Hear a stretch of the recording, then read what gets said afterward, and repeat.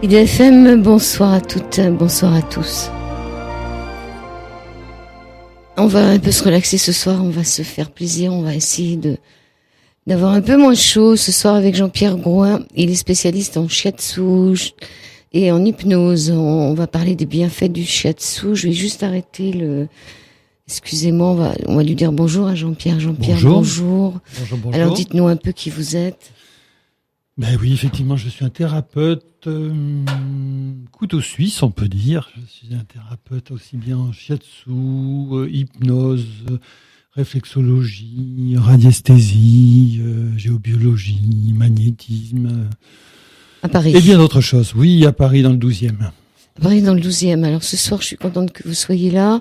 On va quand même rappeler pour ceux qui nous écoutent qu'il y a eu beaucoup de morts avec la canicule. Je vous disais, on a eu 70 000 morts en 2013 en Europe, presque 20 000 en France, un peu plus de 20 000 aux États-Unis, 70 000 au total en Europe. Et vous m'avez dit, oui, mais c'est pas pire quand... En 2011, pendant 3 mois, il y a eu une canicule en France, 40 000 morts. Dont des enfants, là. C'était pas que des vieillards.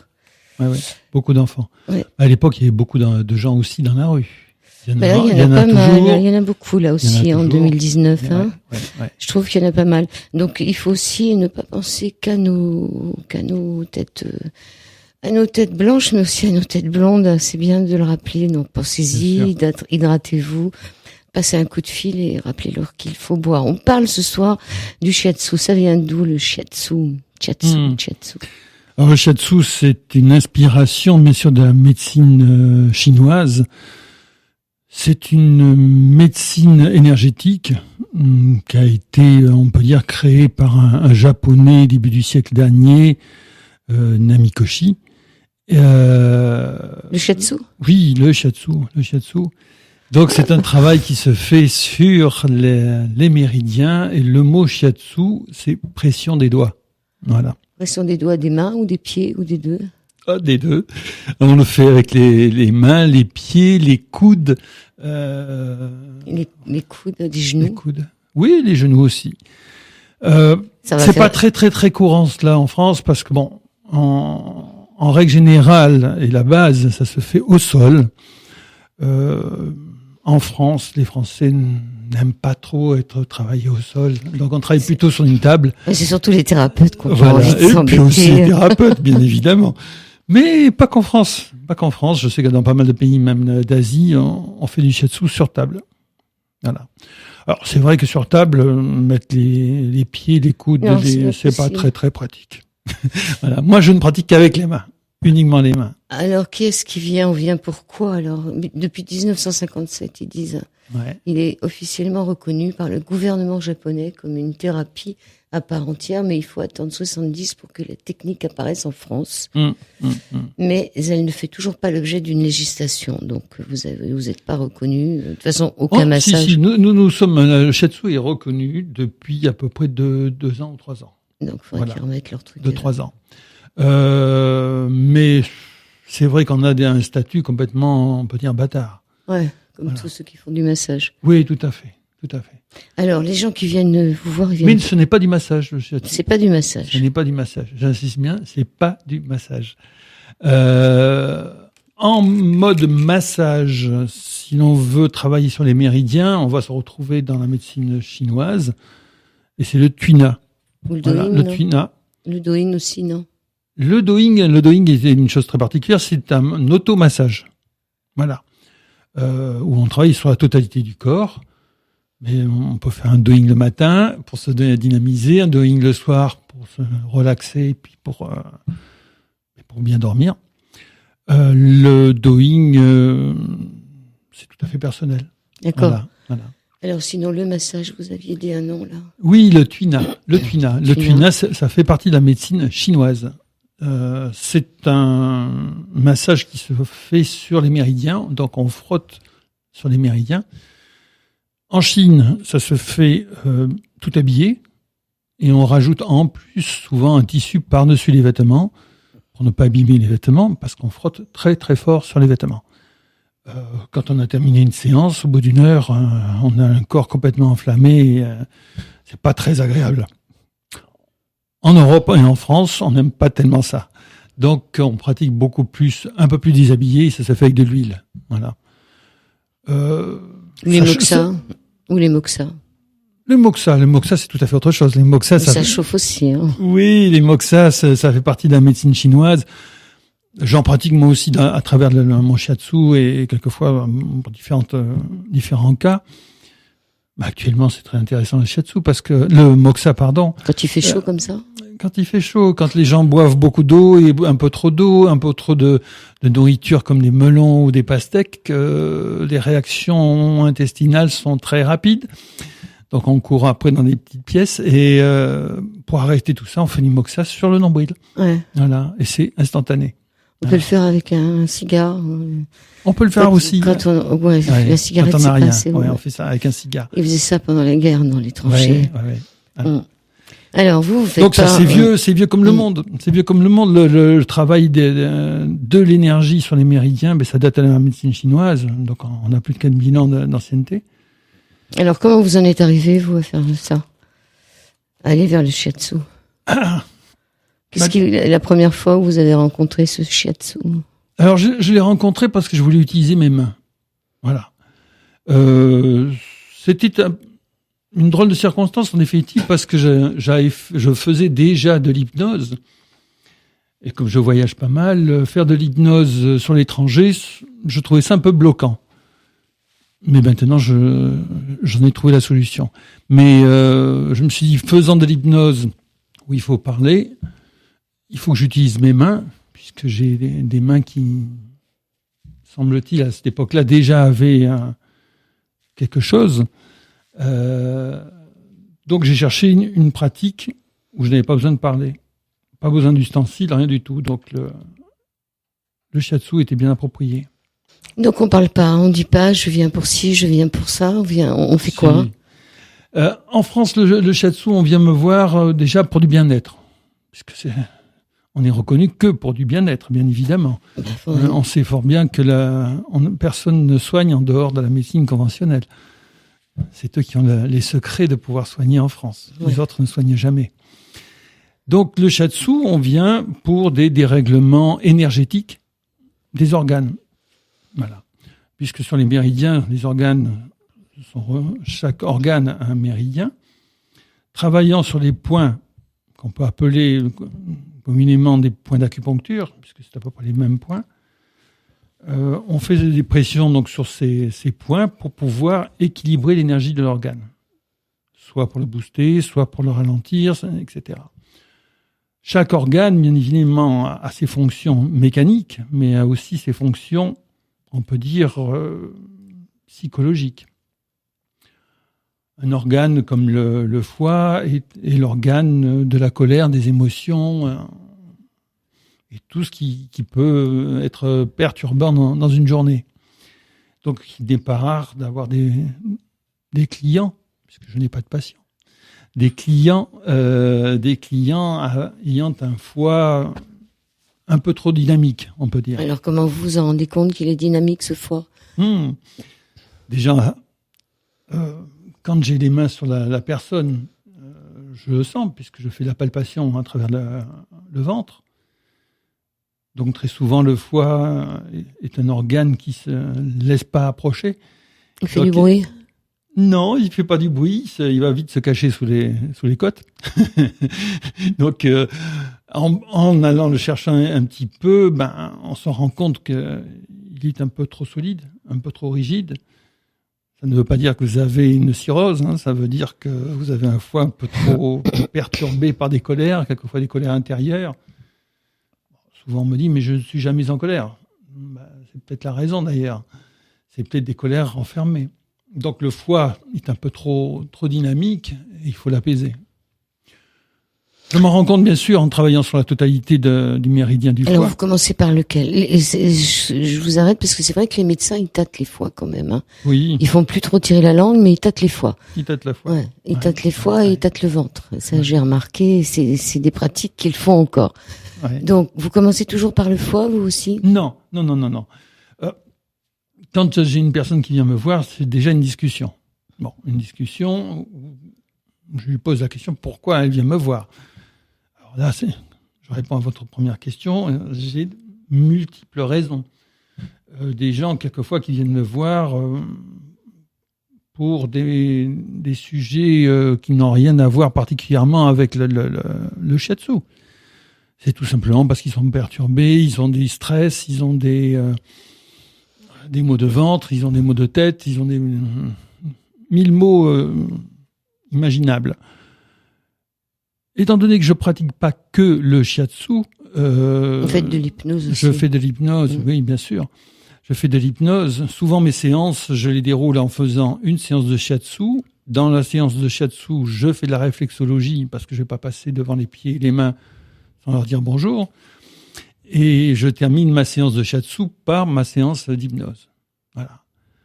Dans une séance de shiatsu, et juste avant de poser les mains sur la personne, je pourrais dire que je scanne la personne. Parce que je travaille aussi avec du magnétisme. Je travaille aussi avec du Reiki et avec du magnétisme.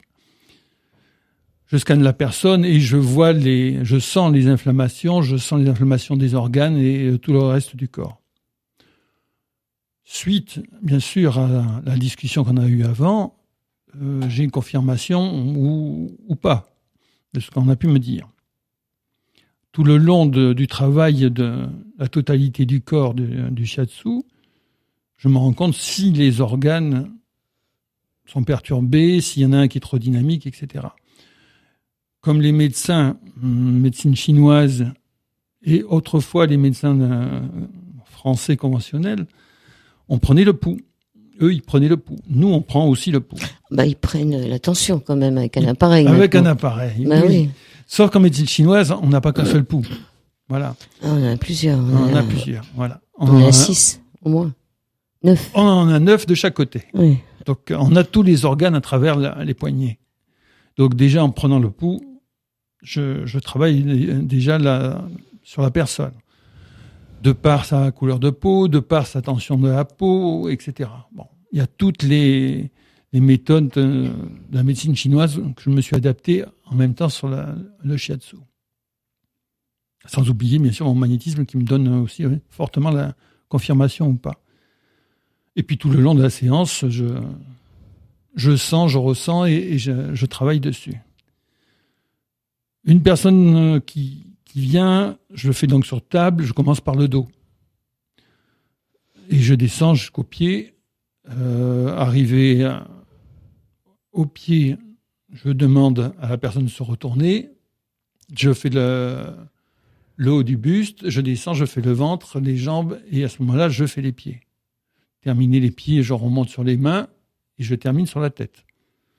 Terminant sur la tête, je fais les oreilles, etc. Voilà.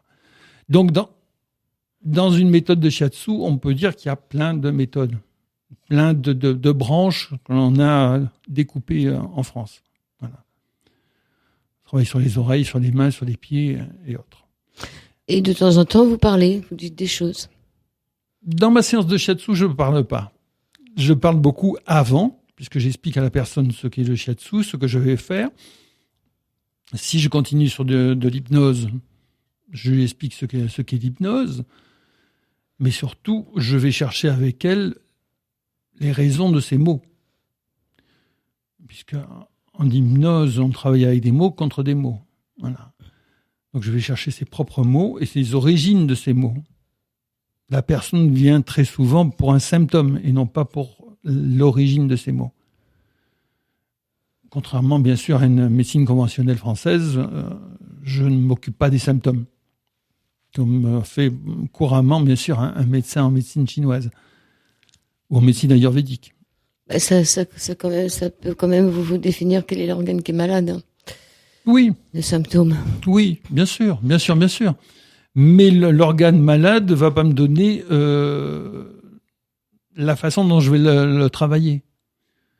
Parce que si un organe est malade, soit il est vraiment mécaniquement malade, et là c'est plus du tout de mon ressort, c'est de la médecine conventionnelle française, hein. Mais si c'est simplement un message de l'inconscient qui donne un signal sur un organe, ce qui est quand même à 90% des maladies psychosomatiques, ça démarre par là.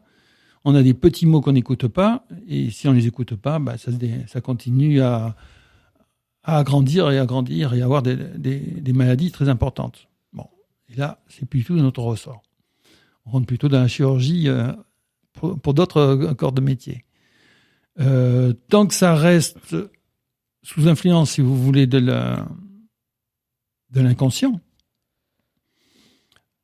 travaillant sur le shiatsu, je vais régler effectivement le symptôme avec le shiatsu, je vais apaiser l'organe, mais continuant après sur l'hypnose, je vais demander à l'inconscient de régler l'origine de ces mots. Et là, effectivement, j'ai tous les mots du monde. Hein. On a dit qu'on ferait des pauses musicales. On y va. Okay. Voilà, ça fait du bien, un peu de musique, de détente dans cette fraîcheur. Dans cette fraîcheur, un peu de fraîcheur. On est toujours sur l'antenne d'IDFM. Vous êtes toujours à l'écoute d'IDFM sur le 98 de la bande FM. Et nous sommes avec Jean-Pierre Gouin, qui est spécialiste en jiu-jitsu. Il est aussi hypnothérapeute. Alors, vous m'avez dit, vous ne mettez pas de musique pendant vos séances. J'ai pas entendu de musique. Si, ça m'arrive, mais pas régulièrement. Et quand vous dites que vous ne dites rien, moi j'ai fait une séance chez vous pour savoir qui vous étiez. Oui. Et vous m'avez quand même dit à un moment, vous avez mis votre main, je crois que c'était derrière ou devant, je sais plus, mais au niveau du plexus, et vous m'avez dit qu'il y avait des entités, est-ce que je voulais, que j'étais habitée, est-ce que je voulais m'en débarrasser. Donc oui, vous m'avez dit des choses quand même.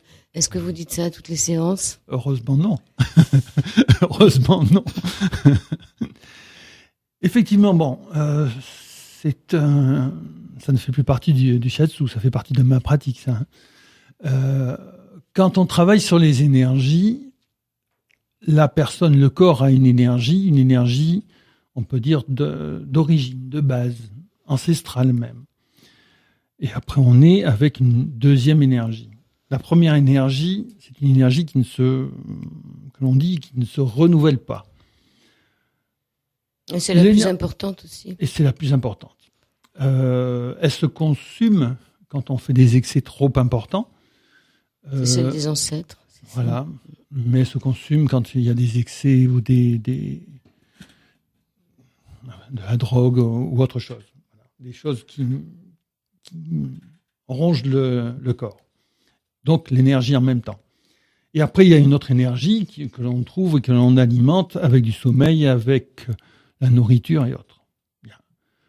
Ça, c'est les énergies purement mécaniques du corps. Mais on est fait d'énergie. Tout est énergie. Une table, c'est de l'énergie. Un corps humain, c'est de l'énergie. Et l'on capte tout un tas d'autres énergies extérieures. Suivant les croyances, suivant ce que l'on peut imaginer, notre philosophie, on peut penser qu'il y a d'autres énergies comme des entités ou des personnes qui ne sont plus là. Voilà. Ou de toutes les façons, soit des énergies positives ou des énergies négatives. Bien. Ça ne me sert à rien de remonter l'énergie sur une personne, sur le corps d'une personne, si je remonte face à un gouffre. S'il y a déjà une énergie négative dans cette personne... Un parasite. Un parasite, on peut dire. Un parasite qui la ronge. Donc, la première chose à faire, c'est déjà éliminer ce parasite. Voilà.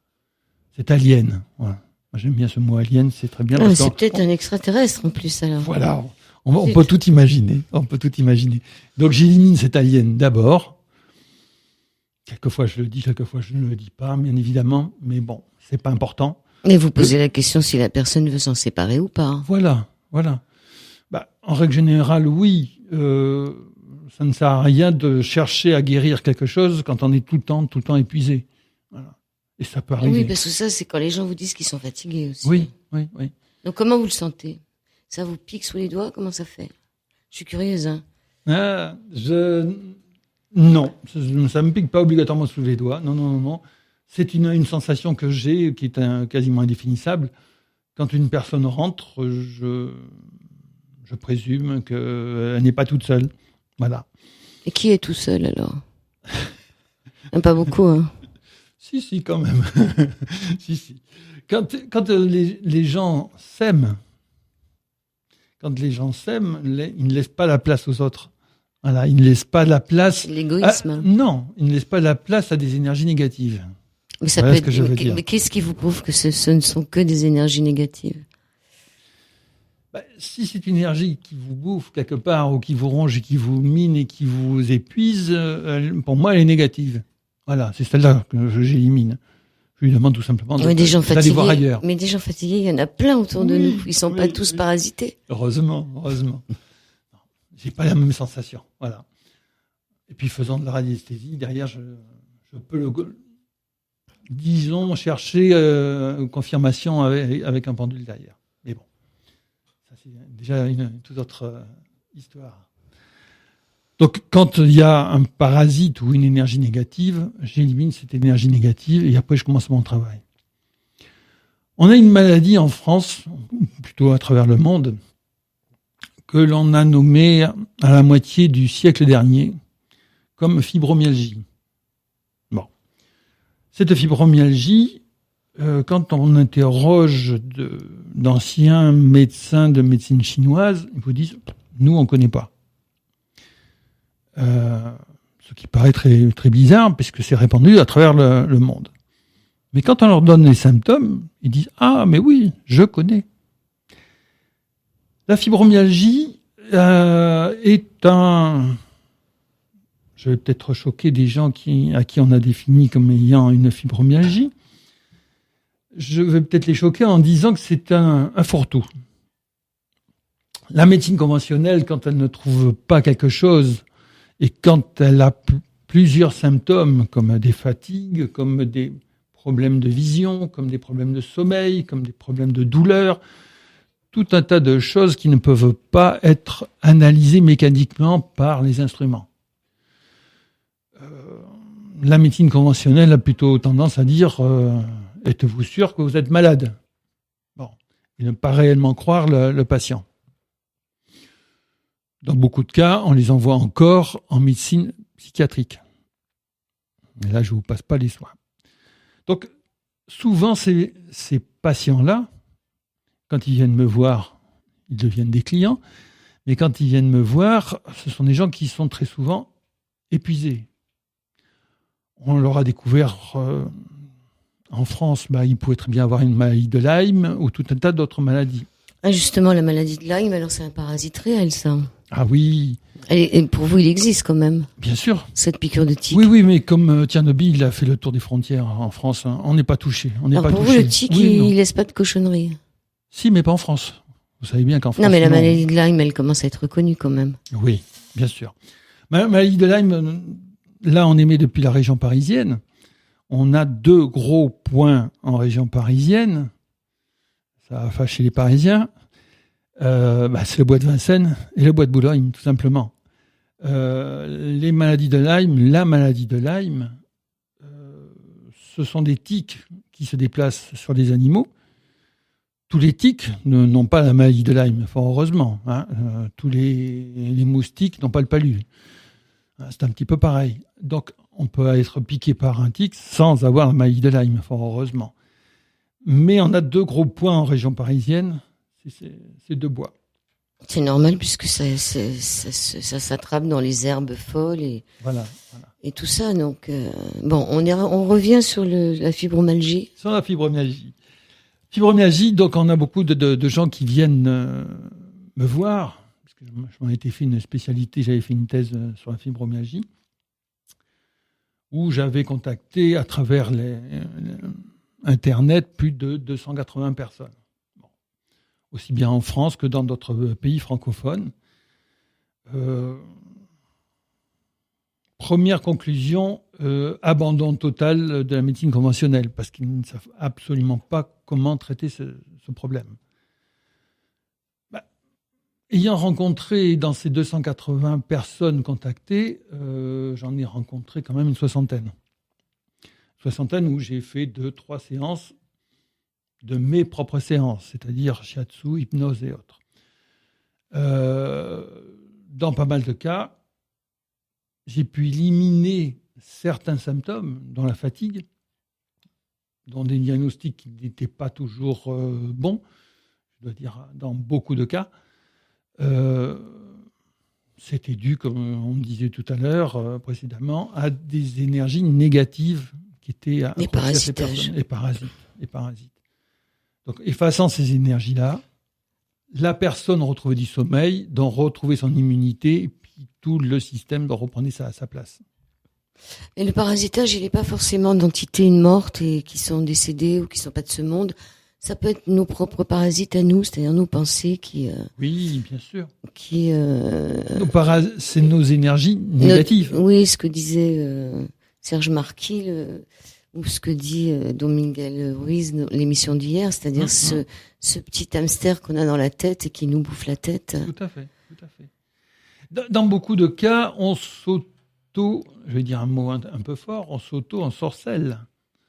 À force de dire je n'y arriverai pas, je suis pas bon, je suis mauvais, on se charge de négatif en permanence.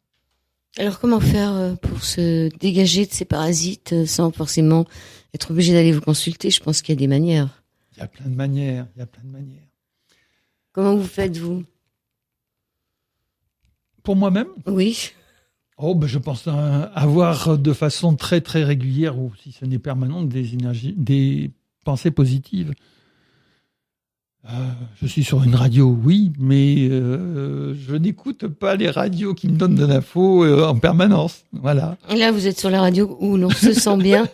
La radio du bien-être. Bon, il y a aussi le fait aussi de pouvoir s'enrober de lumière, enfin essayer de se protéger avec des armures, mais enfin c'est des armures virtuelles. Hein. Oui. C'est faire des protections. Je pense honnêtement que plus on cherche à se protéger, moins on se protège. Parce que plus on cherche à se protéger, plus on est convaincu que l'on peut être attaqué quelque part. Sauf si on se fait une espèce de halo de lumière autour de soi, c'est pas méchant. Puis ça éclaire le monde. Alors, faisant du shiatsu, je vais vous reparler un petit peu d'une autre méthode, c'est le Reiki, tout simplement, qui est aussi japonais. Le Reiki, on est toujours en dualité entre le Reiki et le magnétisme. Le Reiki, c'est utiliser de l'énergie, on peut dire, qui nous environne. On va dire un grand mot, l'énergie universelle. Donc, on va prendre autour de nous de l'énergie positive, et on va se baigner d'énergie positive et en faire bénéficier les gens que l'on est censé aider. Cette énergie, on ne fait qu'être une simple antenne. Moi, je dis bien depuis de nombreuses années où je fais du Reiki, je ne fais pas de Reiki. Je suis Reiki. Je suis une antenne. Vous êtes une antenne, mais vous la prenez, mais vous la faites pas passer à travers vous. Si, bien sûr que si. Je la fais passer à travers moi. Mais je la diffuse en permanence. Donc, je ne garde... Même quand vous faites un soin? Ah oui, bien évidemment. Parce que vous pouvez la prendre aussi et puis la faire passer directement de l'énergie à la personne sans qu'elle vous traverse. Moi, je la réceptionne, si vous voulez, en permanence à travers moi et je la diffuse dans la personne. C'est effectivement sûrement le premier soin que je fais quand je m'approche de la personne. Mais ça, je le fais instinctivement depuis de nombreuses années maintenant. Mais ça, c'est plus du magnétisme. Non. Là, c'est du pur Reiki. Je vais passer, si vous voulez, cette énergie et quand la personne, comme je vous disais tout à l'heure précédemment, je travaille d'abord par le dos. Donc la personne est allongée sur le ventre. J'approche mes mains de ses omoplates et je lance cette énergie à travers son corps.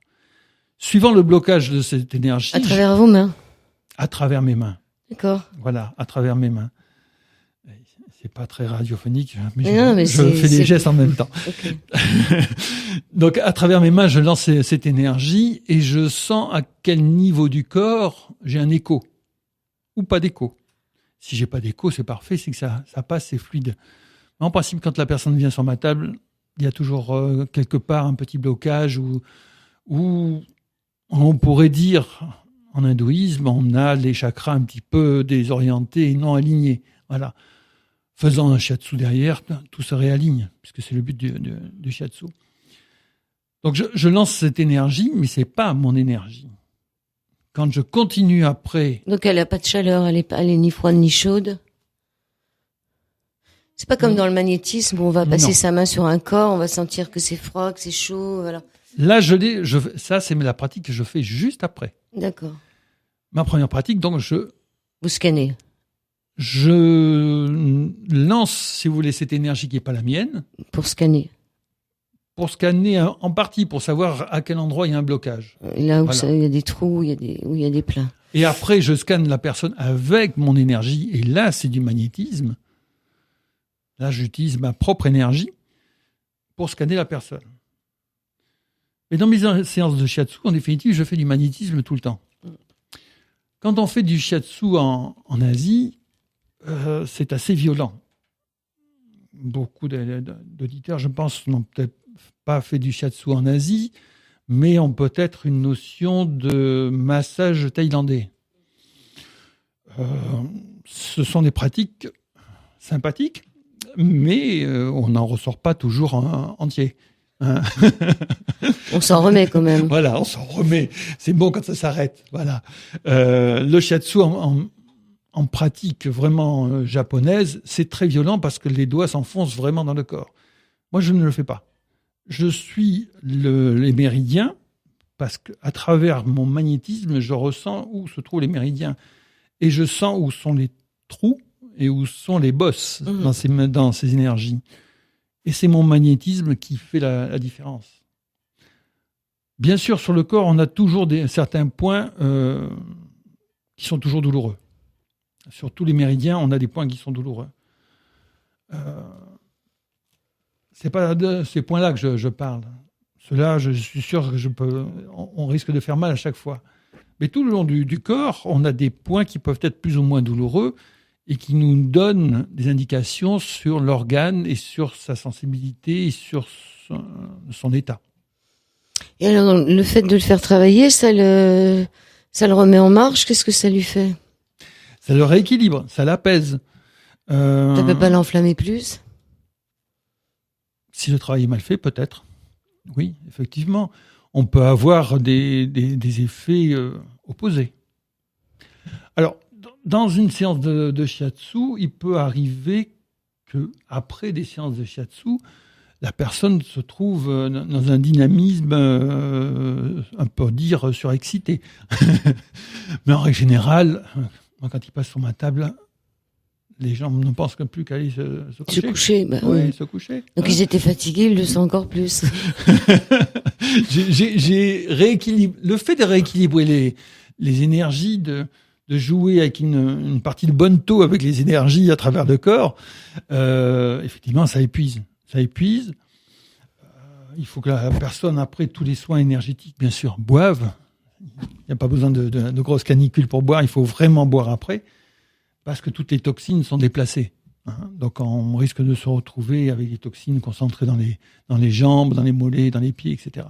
Donc, il faut vraiment boire après n'importe quel soin énergétique, déjà. Des douleurs, non, en principe, des gens peuvent venir me voir, j'ai mal à l'épaule, j'ai mal ceci, j'ai mal cela. C'est pas réellement ma partie. Mais le fait de régler des énergies, bien sûr, à travers l'épaule, à travers les méridiens qui passent à travers l'épaule, on peut effacer les douleurs. Mais c'est pas le but. C'est pas un massage de kiné. Non, du tout. Ok, on va repartir en musique un tout petit peu là, un petit peu d'air. Dernière partie de C'est au-delà du miroir sur l'antenne d'IDFM.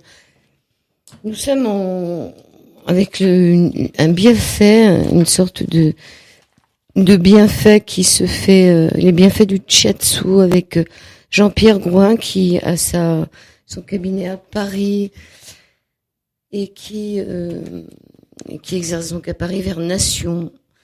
Est-ce que vous pouvez nous raconter une anecdote, quelque chose qui vous a fait rire? Quelle est la séance la plus drôle, ou la plus triste, ou la plus comique, ou la plus déjantée que vous ayez vécue? Disjoncté. Déjanté. Ou disjoncté aussi. Mais disons que j'ai une très très forte clientèle, malheureusement, qui vient pour des troubles très très forts. Bon. j'ai beaucoup de gros traumatismes. Quand on vient voir souvent un dipno, un côté très classique, hein, est-ce que vous arrêtez le tabac, est-ce que vous arrêtez des choses comme ça? Bon. Moi, je dis tout simplement non, je m'en occupe pas parce que ce sont des symptômes. Le tabac, l'alcool ou n'importe quoi, ce sont des symptômes, ça ne m'intéresse pas. Mais par contre, on peut traiter la raison de ces addictions. Raison des addictions, j'ai une grosse clientèle, on peut dire à 80% féminine, mais donc un 20% masculin.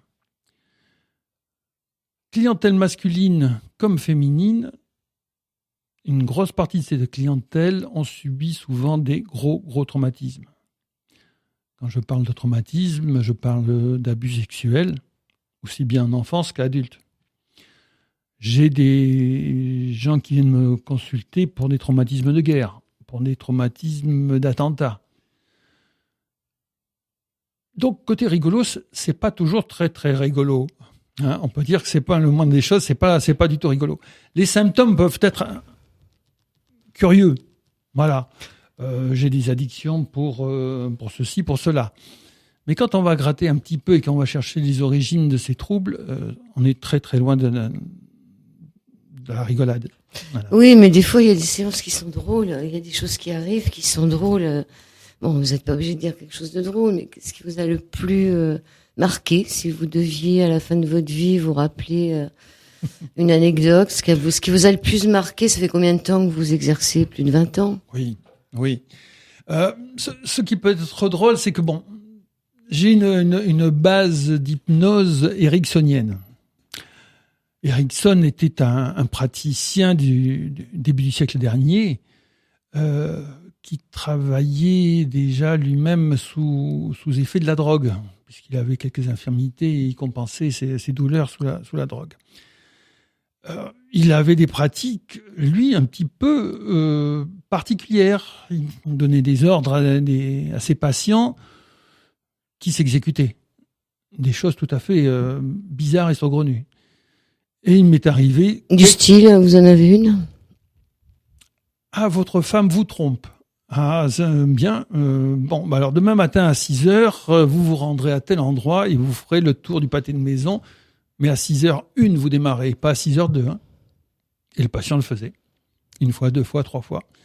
Jusqu'à ce que le patient finisse par se demander qu'est-ce qui se passait. Qu'est-ce qu'il faisait là? Voilà, qu'est-ce qu'il faisait là. Bon, c'était des pratiques un peu curieuses.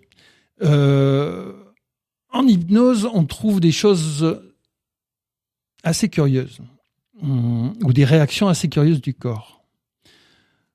C'est pas une anecdote très amusante, mais on trouve quelquefois des solutions assez particulières. En hypnose, on traite souvent, en cette saison, c'est les allergies. Ça, c'est extrêmement, malheureusement, banal pour des hypnothérapeutes. Et c'est très efficace en hypnose. Dans mes pratiques et dans mes patients, j'ai beaucoup de femmes qui viennent pour de l'endométriose. L'endométriose est une maladie qui va bloquer, si vous voulez, le corps pour avoir une procréation. Je ne vais pas rentrer dans les détails, mais bon. J'ai une patiente qui vient une fois pour l'endométriose, donc on travaille dessus, et quelque temps après, elle est enceinte. Ah, superbe. Mais malheureusement, elle fait une fausse couche. Deuxième fois, elle est enceinte, deuxième fois, une fausse couche. Elle revient me voir, elle se met sur la table et elle se met à respirer fort, à moucher, etc. Je lui dis, mais vous êtes enrhumé? Il me dit, non, je ne suis pas enrhumé, j'ai une allergie. Je dis, mais vous ne m'avez jamais parlé d'allergie? Vous êtes allergique à quoi? Oh, je ne sais pas, à plein de choses, mais je ne sais pas. Et moi, ça me perturbe un petit peu dans ma séance. Je fais ma séance de shiatsu et d'un seul coup, je me dis, allergie. On a forcé son inconscient pour accepter d'être enceinte, pour accepter un fœtus, mais il le rejette à chaque coup. Comme pourrait rejeter un pollen, un corps. Oui, comme s'il était allergique. Comme s'il était allergique à un fœtus. Donc j'ai fait ma séance de shiatsu, j'ai fait ma séance d'hypnose et je lui ai fait une séance d'allergique au fœtus. C'est, à mon avis, pas très courant. Résultat, troisième fois elle a été enceinte, elle a gardé le bébé.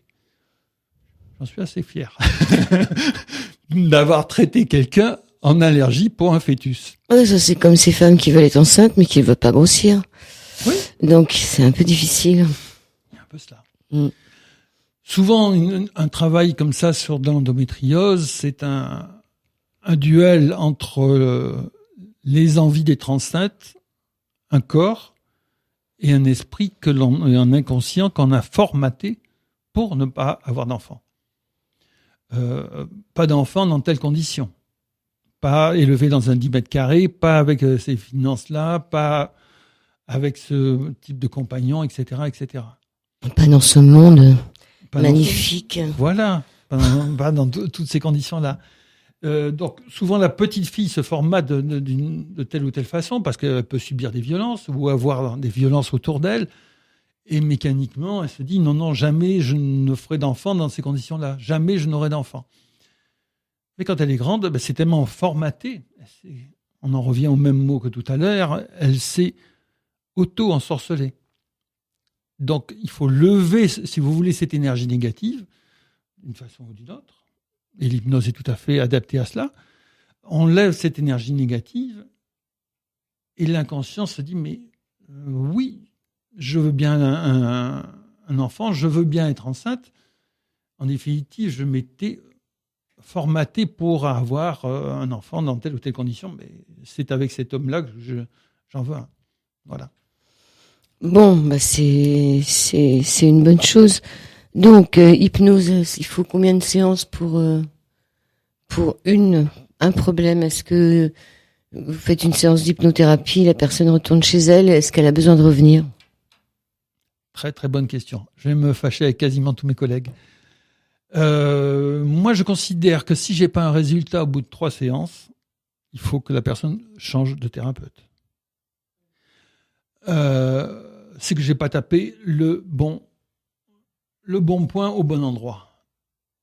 Quand on a besoin de 36 séances, on devient un psy et on peut vous garder 10 ans, 20 ans, 30 ans.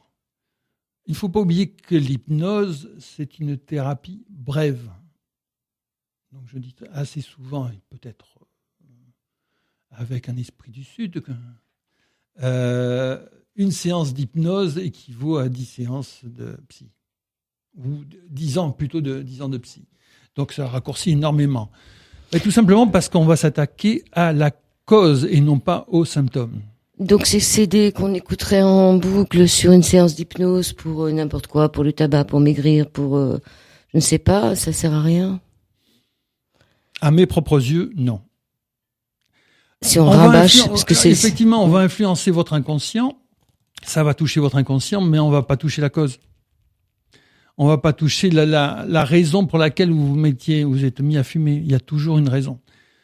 Il faut parler avec un inconscient, pensant qu'un inconscient est une partie de vous-même qui est un enfant de 5-6 ans. On peut discuter avec, mais on ne va pas philosopher. Cet enfant de jeune âge, on va lui demander de rectifier ses bêtises. On va lui demander, parce qu'on le voit sur le corps, on voit une personne qui a fumé, on voit une personne qui boit, on voit une personne qui a des symptômes quelconques. Donc, à partir de ces symptômes, on va demander au corps de rectifier ces symptômes, à l'inconscient de rectifier ces symptômes. Si je ne l'ai pas touché, si je n'ai pas sensibilisé l'inconscient en m'approchant et en mettant le doigt sur l'origine, c'est que je me suis trompé. Donc, je préfère qu'à ce moment-là, le patient, ou le client plutôt, aille voir quelqu'un d'autre. Mais comment vous faites pour savoir si vous avez mis le doigt là où ça fait mal? Tout simplement parce que la personne crie. Non, tout simplement parce qu'il y a des résultats assez rapides. dès une première séance, on doit avoir quelques résultats. Après, il faut laisser le temps à l'inconscient de travailler. Donc, ça ne se fait pas tout seul. Donc, la deuxième séance sera différente de la première ? Oui, toujours.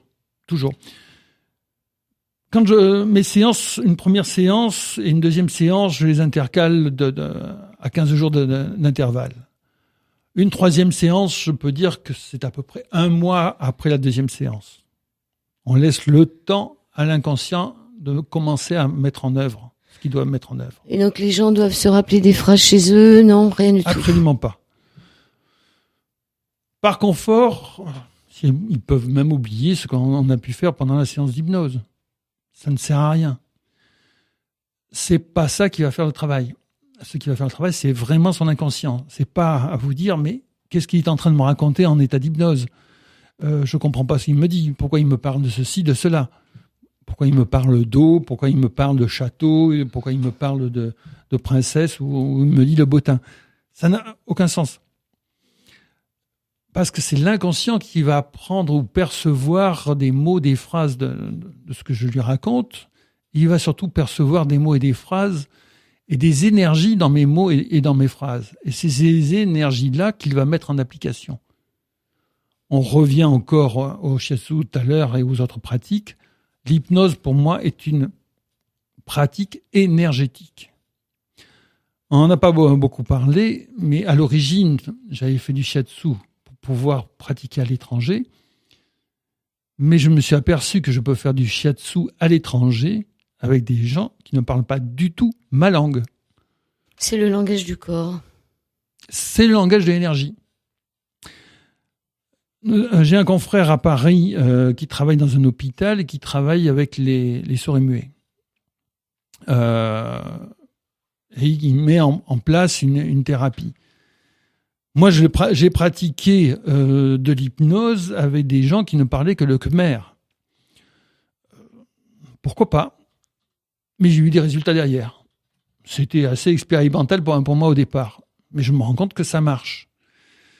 Donc, on n'a pas besoin, vraiment pas besoin que la personne écoute ou entende.